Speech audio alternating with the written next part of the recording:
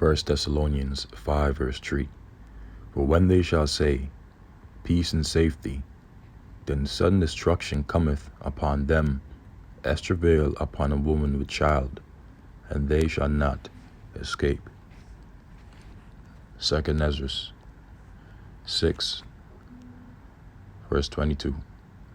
And suddenly shall the sown places appear unsown, the full storehouses shall suddenly be found empty, and the trumpet shall give a sound, which when every man heareth, they shall be suddenly afraid. From CNN, the workers who keep global supply chains moving are warning of a system collapse. Shalom. All praises, blessings, glories, and honors to Yahweh Bahashim, Yahweh Shai Bahashim, Racha Kudash. Double honors to my apostles and elders of Great Millstone who have told me this truth, as well of men of like mind. Shalom wa chasad, which means peace and mercy to the elect of the nation of Israel, whom are you so-called Negroes, Latinos, Native American Indians, and Israelite foreigners of the seed line of our forefathers, Abraham, Isaac, and Jacob, whom are scattered here in America, which is Babylon the Great, and abroad. To you I say Shalom and Yahweh Bahashim Yahweh Shai Ratazah. This lesson is edifying and informative and concise. The workers who keep global supply chains moving are warning of a system collapse. London, CNN Business. Seafarers, truck drivers, and airline workers have endured quarantines, travel restrictions, and complex C-19 vaccination and testing requirements to keep stretched supply chains moving during the pandemic. But many are now reaching their breaking point, posing yet another threat to the badly tangled network of ports, container vessels, and trucking companies that move goods around the world. In an open letter Wednesday to heads of state attending the UN General Assembly, the International Chamber of Shipping, ICS, and other industry groups warned of a global transport system collapse if governments do not restore freedom of movement to transport workers and give them priority to receive vaccines recognized by the WHO.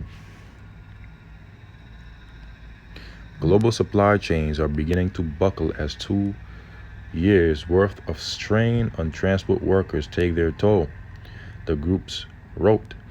The letters have also been signed by the International Air Transport Association, the International Road Transport Union, and the International Transport Workers Federation. Together they represent 65 million transport workers globally. And guess what? All these workers are complaining of an imminent supply chain global disruption, also known as shortage. All transport sectors are also seeing a shortage of workers and expect more to leave as a result of the poor treatment millions are faced during the pandemic, putting the supply chain under great threat, it added. And a recent clip from TikTok had came out by brothers that there is a great quantity of ships stagnant at sea that contain a massive amount of supplies that would alleviate the ongoing stresses on the global supply chains, whether it be the food, semiconductor, so on and so forth. And all this is planned by Esau Edom because they are in a global transition towards their new world order right now. And all roads are leading to the MOTB, which, as we all know, is the mark of the beast, the RFID market chip. Okay? As we should all know by now what it is.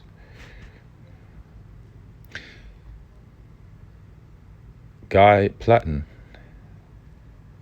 Secretary General of the ICS, said that worker shortages are likely to worsen toward the end of the year. No workers, no movement of supplies and of ships and of trucks throughout the globe and domestically. And what's that going to cause? Exhaustion of the supply chain, or whatever exists within it, diversely, which will then lead to famines, which will then lead to, as we know, according to the biblical prophecy, 2 Ezra 15 and 16, on a greater scale. Because the Lord is not a man that he should lie. So all you Israelites out there that have been mocking and scorning and scoffing, the vision that you see are for many days to come. Oh, that's not going to happen in this lifetime. Oh, that's going to happen 20 years from now, 40 years from now. Oh, that's going to happen in 2060. Oh, I don't believe in God. All that madness, all that folly they say. Now look at them. Now they are going to receive a cold dose of the fear of Yahweh, Bahashim Yahushai, of reality.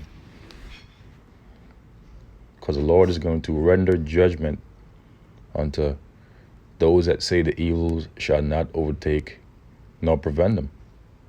And that is 2/3 of the nation of Israel. According to the book of Amos, chapter 9, verse 10. Again, it says, Guy Platten, Secretary General of the ICS, said that worker shortages are likely to worsen towards the end of the year because seafarers may not want to commit to new contracts and risk not making it home for Christmas given port shutdowns and constant changes to travel restrictions. So a lot of things are happening. A lot of domino effects are going to happen very soon in the near future. That chip is right around the corner, man. And not only that, but a looming crash is right around the corner. Because the U.S. has now, at this moment in time, until December to come to an agreement in raising the debt ceiling, which that's not going to happen, law willing. Yahweh Ba'Shem Yahushua Ratazah, that's not going to happen. The Lord is not going to allow these devils, Lord's willing, to raise that debt ceiling, which will then lead to a global catastrophe financially. Because even Esau himself wants to crash this economy so that they can introduce their new form of economy, if you will, in that everything is going to be digital and not fiat based, because they will be utilizing transactions digitally through the MOTB. And as they say, never let a good crisis go to waste. So these devils, they're not going to allow good crisis as this to go to waste. They're going to capitalize on it and then expand upon it so that they can reach their NWO agenda, ultimately. Fragile supply chains. And again, this article is quite lengthy. So for the sake of time, I won't read everything, but I will leave the link of this article in the description box of this lesson, Lord's willing. And Lord's willing, brothers could do your own lessons on it if the Spirit permits. It says that will heap pressure on stretched supply chains and could, for example, worsen current challenges with food and fuel supply in the UK. And the UK have been experiencing ongoing fuel supply shortages that has been causing people to steal fuel from others while they sleep from their cars and their vans and their trucks. And they've been uh, in uproars and division because of that. The global supply chain is very fragile and depends as much on a seafarer from the Philippines as it does on a truck driver to deliver goods, added Stephen Cotton, ITF Secretary General. The time has come for heads of government to respond to these workers' needs. And the heads of government are all in one agreement because they all work together behind the scenes.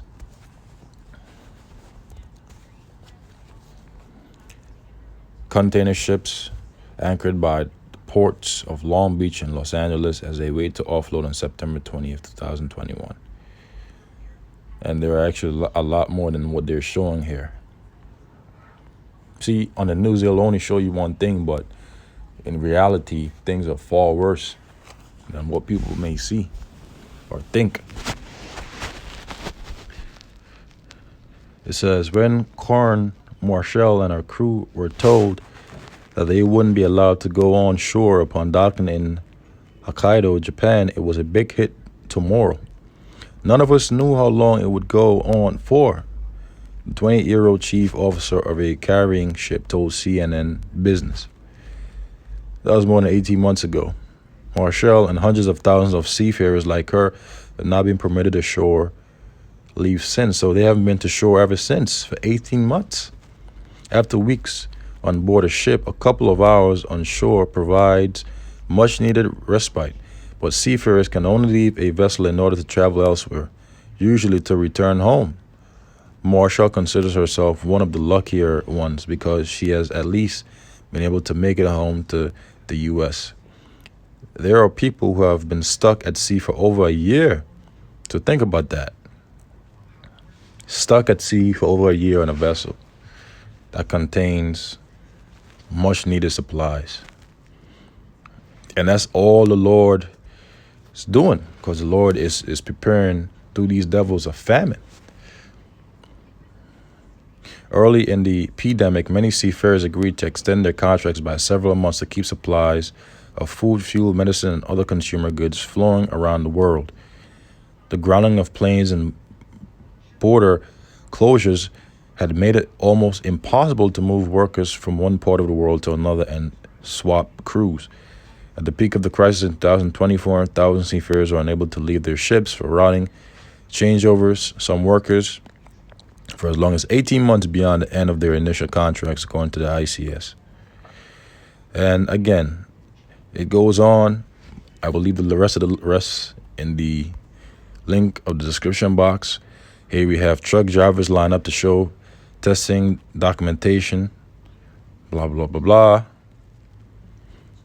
And a lot of things are happening, man. More than what they are showing. And this is 2 Ezra 6, verse 22. And suddenly shall the sown places appear unsown.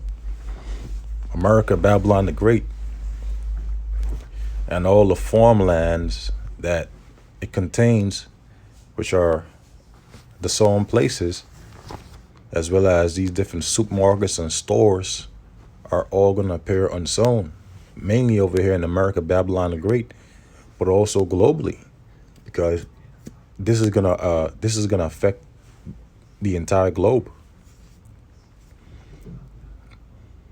The full storehouses shall suddenly be found empty. All these full storehouses that once contained massive amounts of supply to restock stores and supermarkets are gonna now appear empty, are now gonna suddenly be found empty because all those goods are gonna expire. They're gonna be done. You know? And the trumpet shall give a sound. And right now the trumpet is giving a sound. And shall the trumpet be blown in the city, and the people not be afraid? Which when every man heareth, they shall be suddenly afraid. And only the elect of the nation of Israel will take heed and be afraid. But that's for 2/3. This is their mindset. This is what they say. Right here in Amos chapter 9, verse 10, this is what they say. All the sinners of my people shall die by the sword. Amos chapter 9, verse 10, which say the evil shall not overtake nor prevent us. So they're saying that all the sown places appearing unsown and the full storehouses suddenly being found empty won't affect them. They're saying that Jacob's trouble and the things that the Lord's going to bring upon the world during the time of Jacob's trouble is not going to affect them. But the Lord is not a man that he should lie. The Lord said, all the sinners of my people, that is 2/3 of the nation of Israel, shall die by the sword, which is an instrument of cruelty, which is a modern day gun. And also, who is the sword? According to the book of Psalms, chapter 17, verse 13, the sword is the wicked. Who is the wicked? Malachi chapter 1, verse 4 tells us that the wicked is Esau, Edom, so-called Caucasian. And their blessing is the sword, which is a modern day gun. And their technology.